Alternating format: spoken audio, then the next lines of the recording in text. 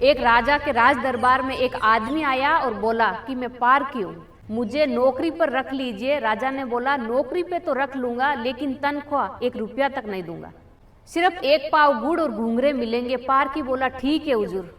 कुछ दिन बाद राजा एक घोड़ा खरीद के लाया और उस पारकी से पूछा बताओ इस घोड़े के बारे में क्या कहते हो। पारकी बोला हुजूर ये घोड़ा है ही नहीं, ये तो गाय है। राजा चौंक गया और घोड़ा बेचने वालों को बुलाया तो घोड़ा बेचने वालों ने कहा कि साहब बात तो सही है तो घोड़ा ही, लेकिन बचपन में इसकी माँ मर गई थी, इसे गाय का दूध पिलाया गया था, इसीलिए इसकी आदतें गाय जैसी है। राजा ने हैरानी से पारकी से पूछा कि तुम्हें ये सब कैसे पता चला। पारकी बोला हुजूर ये जब चल रहा था तो नीचे गर्दन करके घास खा रहा था, बल्कि घोड़ा ऊपर गर्दन करके घास खाता है, मैंने उसकी आदतों से पहचाना। राजा खुश होकर बोला कि आज तुम्हें आधा किलो गुड़ और आधा किलो घूंघरे मिलेंगे। कुछ दिन बाद राजा ने पूछा कि अब बताओ मेरी रानी कैसी है, मुझे बहुत प्रिय है। पारकी बोला कि हुजूर आपकी रानी खानदानी नहीं है। राजा को विश्वास नहीं हुआ। उन्होंने ससुराल जाकर दादी से पूछा तो दादी ने बताया कि बचपन में इसकी माँ मर गई थी, पाला तो मैंने ही है, लेकिन दूध इसे दाई माँ ने पिलाया है। राजा ने फिर पूछा कि रानी के बारे में तुझे कैसे पता चला।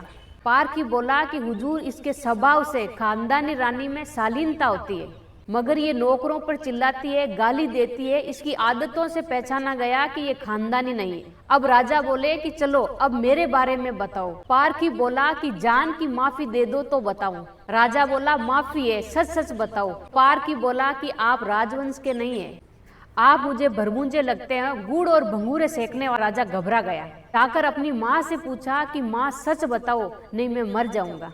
माँ रोते हुए बोली बेटा बात तो सच है, जिस दिन तू पैदा हुआ था उस दिन महल के पास एक भरभूंजे का बेटा भी पैदा हुआ था, तू मर गया था और मैंने राजवंश बचाने के लिए उसके बेटे को लिया था, वो तू है।